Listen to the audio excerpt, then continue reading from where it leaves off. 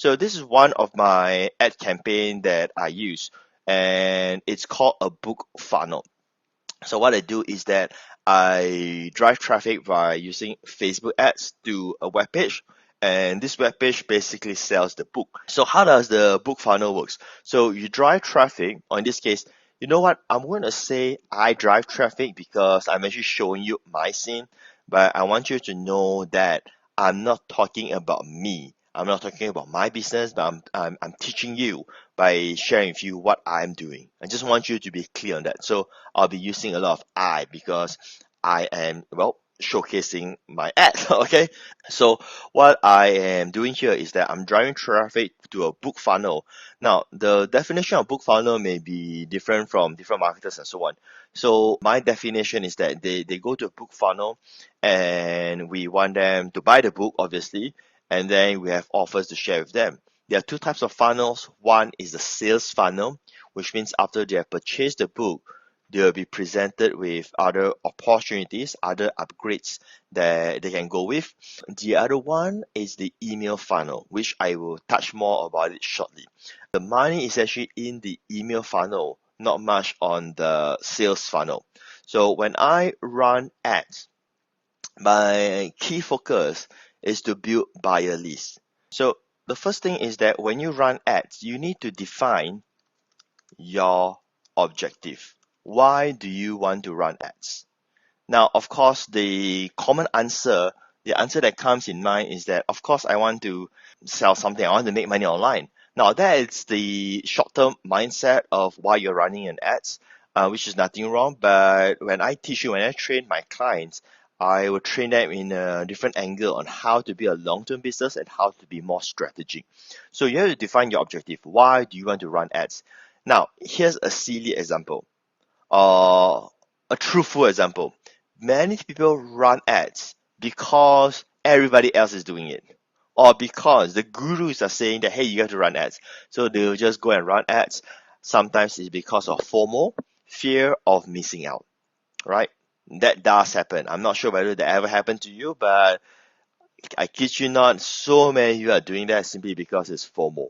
So define your objective. Now, my objective is what? My objective is to what I call build buyer list. Not just subscriber, not just generate leads. You could call lead as well if you want to. Because when I go into running paid ads, I will only focus on just one thing, right? Write this down. The one thing is that I do not focus on trying to get sales. I am focused on generating leads. That's all I do. And the leads is where I will monetize later on with the sales funnels or the email funnel. But most likely, or I should say most of the time, from the email funnel. So now, why I do a book funnel? Because a book funnel is another form of generating leads, but instead of free subscriber leads, I am building what I call a buyer list. And the concept is this, is that if they pay $7.95, right, which means they have invested an amount of money, that categorize them as a buyer. And I want that. I want leads who actually spend money. I don't want just free subscribers to come in. Although I do that all the time, but I'm saying that for this specific campaign, that's what I do. I'm running ads to build leads, to build buyer leads. So I want you to think right now, right? If you're running ads, or should I say paid media, or you want to run paid media, what is your objective, right? If you haven't defined that, then like I said, you're not going to move forward because you will end up spending money and you do not know what's going to happen next, right? So now I want to share on the tactical aspect, like how this campaign actually works. So let me just go ahead and pull out the ads again. All right. So now this ad here, like I mentioned, it's to sell the book. So there are a few things I want to share with you how we sort of generate income from it. So the first thing that we focus on this is that we get them to quote unquote buy the book, to check out the book for $7.95. that they pay for the handling and shipping costs, which means that every time we ship a book, we actually lose money, right? So how do we break even? So we try to break even at the very first stage called the order bump. So I'm using ClickBank to run all of this. So with ClickBank, there's a feature called order bump.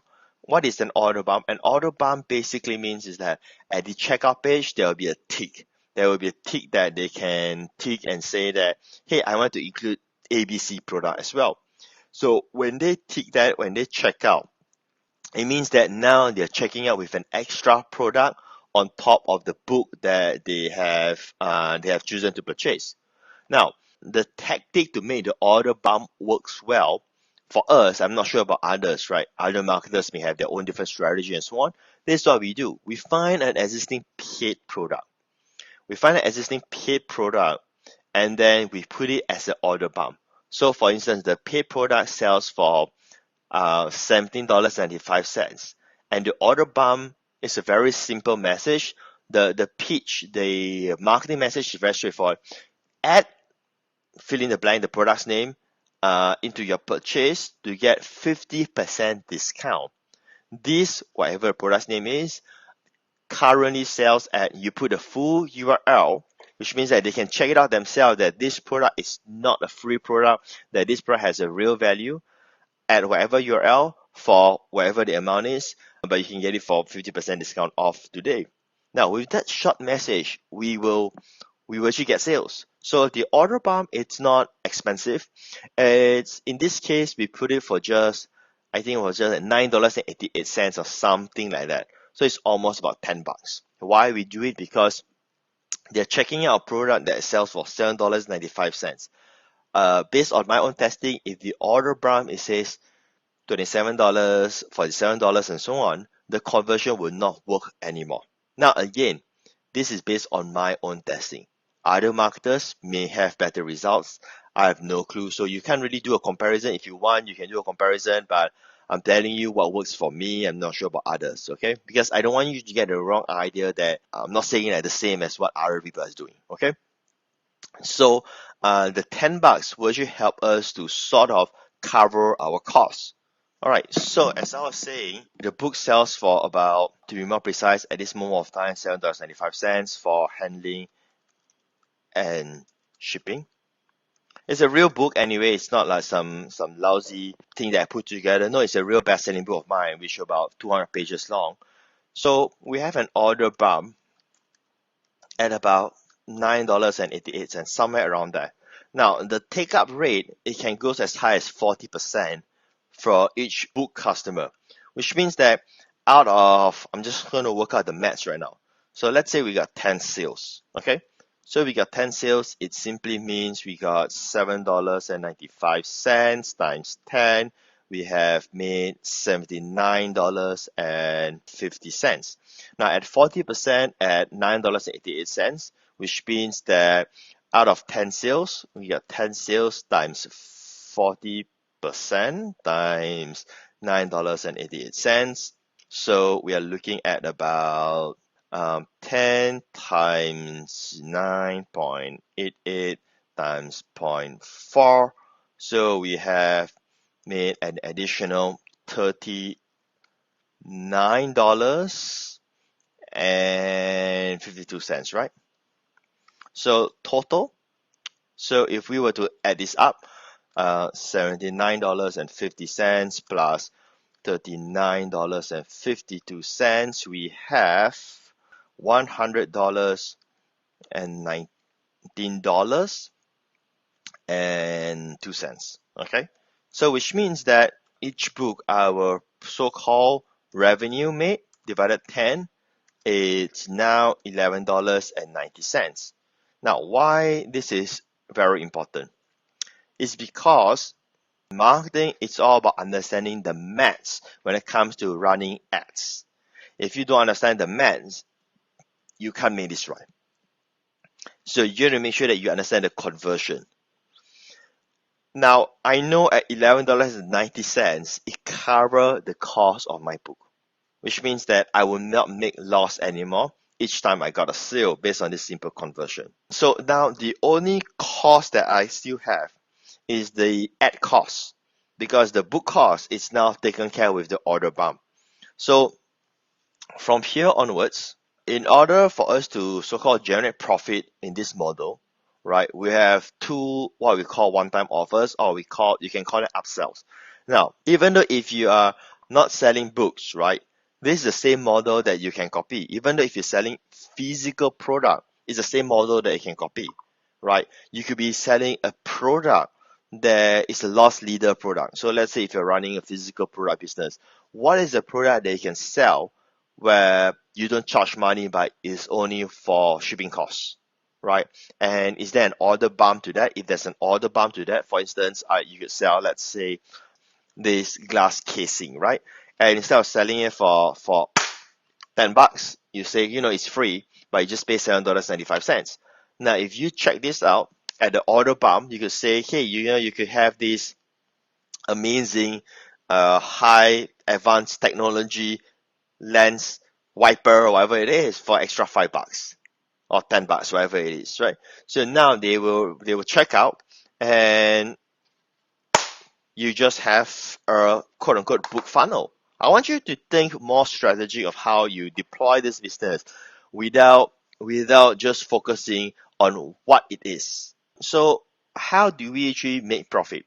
So from there we have two upsells. We only have two upsells, we don't have more than that, because based on my experience of selling tens of thousands of units, right, is that if you have multiple upsells, your refund rate will increase drastically. So I try to keep it to minimal upsells. So there are two upsells that we have.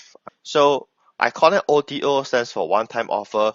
So the first OTO is actually a $1 trial to my membership. So we do not make money from here. I mean, at $1, it doesn't cover our ad cost at all. But why we include this in is because my model is all about building long-term business. So this is something that I do right now so that I get paid into the future.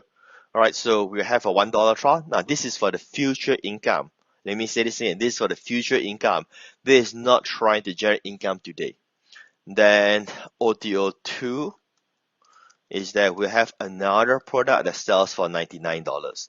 And this product that sells for $99, this is supposedly to be used to cover our ad expenses. So depending on the conversion, sometimes we could break even. Like, now, I use the word sometimes because I want to be very transparent with you. Again, I do not know how other internet marketing gurus are doing or saying or lying to you. I have no clue. But as far as I'm concerned, we don't get to break even all the time. So we could run a campaign, and sometimes people don't buy the OTO too, the one-time offer, the secondary one-time offer. But at times you'll be able to break even, which means when we run ads for our book funnels, right? We run ads for a book funnel, we'll be able to sell the OTO2, one-time offer too, and that is able to cover the expenses for our ad costs. Okay. Right. So that is basically the flow. Okay. So let me just now cover the additional tips of the ad itself. So let me just go ahead and pull up the ad right now. Okay, so the thing that has seems to proven to work for us, I mean, this is not for all ads campaign, but this is specific for Facebook, is that you can use images, you can use videos and so on. In this particular model, the one that works best for us right now is carousel ads, which means that they are able to browse different images. I don't know why, but it seems like they like it. I mean, they I have when I use the word they like it, it means that I have higher click-through rate, right, by using carousel ads. Now, when I use video ads, for a similar thing like this, it didn't convert that well. So my conclusion is carousel ads, it's still the best ad. Now, the only differentiation is that if you have a video that is very unique, which is something that I will be testing very soon, where the video is me talking about my book. Uh, it's just different. Like all this time we're using like a commercial type of video, like a video that plays images that shows the book. I mean those kind of video, right? The next thing is that when you're using images, it's very important that you consider to use images with a real person, a real face. That also increase on the click-through. And again, we know that because we are running the carousel ads. So we know which of these carousel, right, gets the clicks, right? And the human one, as in like the face picture, seems to get better attention on that. I mean, better response. The other tip that I want to share with you is that when you're running your Facebook ad, right, write it in a way that it looks like a Facebook post. So don't write it as an ad. Now, of course, it depends on where you are running your ads, like where it's going to appear. Now, in this case, I'm running on the newsfeed, like on the timeline, and I choose the newsfeed because my ad is written for that. So when you're running Facebook ads, right, you should have different ad sets, different ad copy, ad design for different places where you're advertising. I mean, if you're advertising on the mobile network or Facebook, then you have an ad set specific for that, or an ad campaign specific for that. We're not going to dive into like how to run Facebook ads here. This is not about that. But I'm just giving you the tips that they should all be differentiated because your ad copy, right, will look different on different platforms. So in this newsfeed, the style of the ad is very much as if that they're browsing through the timeline and it seems like another Facebook post by their friends or by a fan page and so on. Okay. Now, so the thing is that the reason why many people fail because all this poor mindset that they don't understand about business building, and I want to do this so that I can help as many people as possible to achieve true success. So what do I mean by that? See, quick money comes in if you are willing to do the hard work. So when you do the hard work, then the quick money comes to you easily in that sense.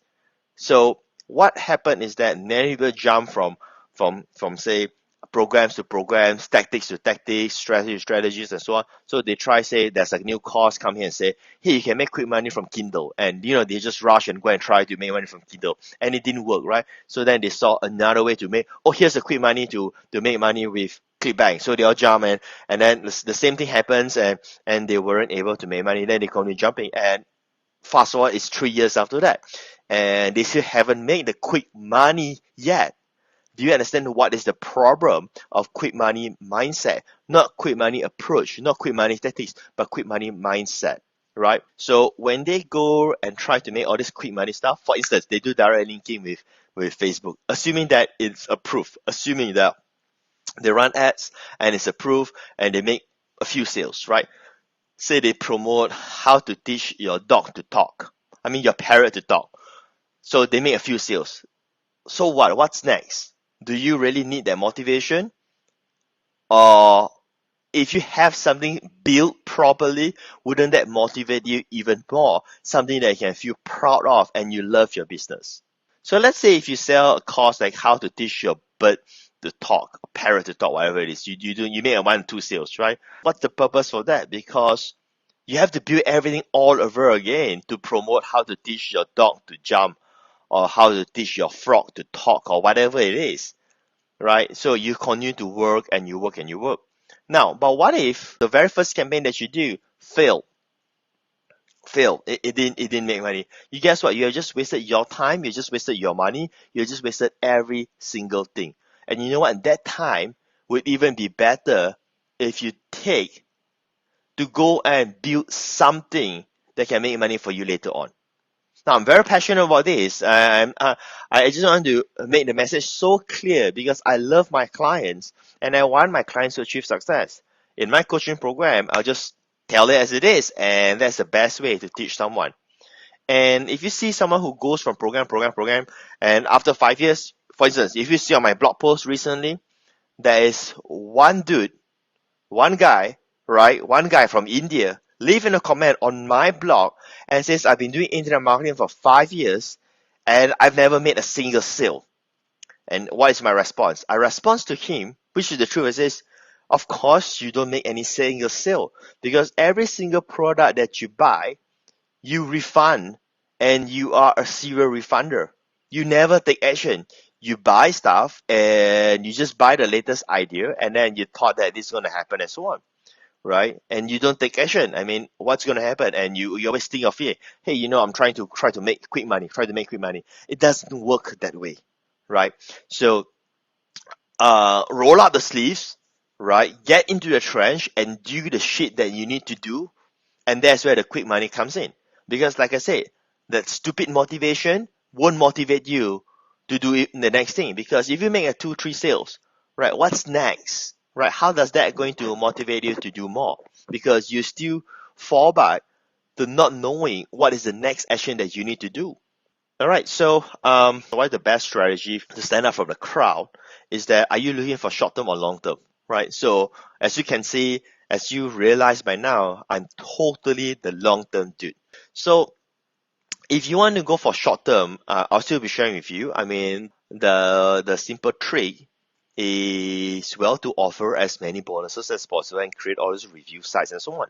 So I mean, whenever there's a product launch, right, a famous product launch, especially in the internet marketing niche, if you were to just Google for that product's name, you will see there are a lot of review sites, and their modus operandi is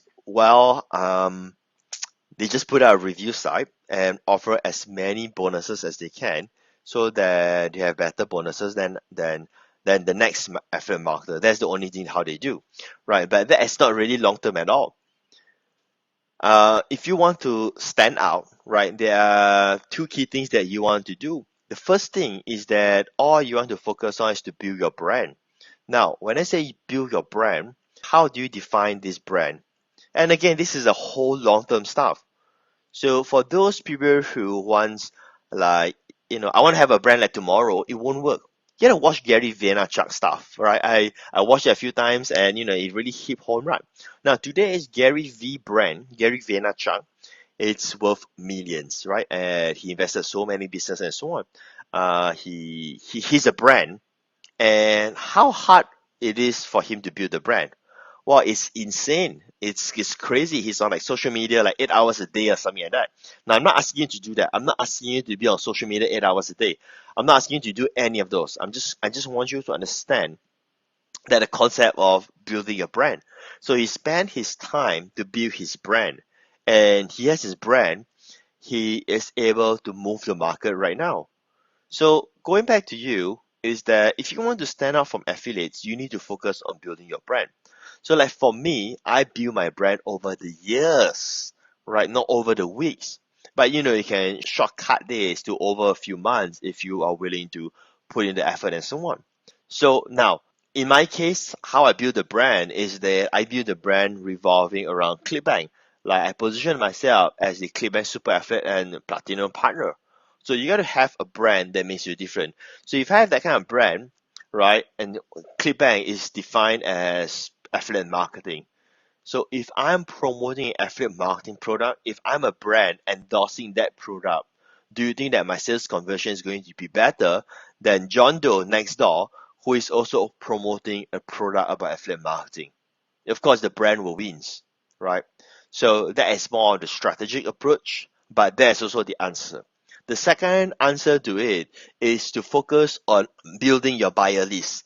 And that's what I do with the book funnel, for instance. We may not make money, but we're building our buyer list. When we build our buyer list, guess what? That list quality is probably 10x more valuable than a free subscriber who opt in. All right? Which means the bigger our buyer list, the more powerful we are as an affiliate marketer. Because our leads are not just subscribers, our leads are tens of thousands of customers. So when we promote to our customer list, we definitely have better sales conversion than the rest. So what I share with you is the real secrets and also the strategies to stand out than the affiliates. This is actually the so-called shortcut to it, because if you don't do this, if you do everything else, you're literally doing the long approach, the much more tiring approach, because whatever that you do has been proven to work. Guess what? You will end up starting from scratch again the next time you're trying to compete with someone, right? The other part of signing up with affiliates, now even though you have a brand and have a buyer list, sometimes your customer list, if it's a hot product that's being launched where you are competing with many other affiliates, it is also fair for me to say your subscriber or your customer, even though they have loyalty to you, they may still be so-called scouting or shopping for a bonus. So if you see on my promotions for affiliate program, usually but not all the time, I will have my own exclusive bonus. You see, it's not about the numbers of bonuses. It's about creating a desire for the bonus that they cannot get anywhere else. So the rookies will add as many bonuses as they can get, like 100 list of bonus. But for me, I don't focus on that. I could have just one bonus and I can compete with 100 bonuses, because my bonus is exclusive. It is something that they couldn't get it anywhere else, right?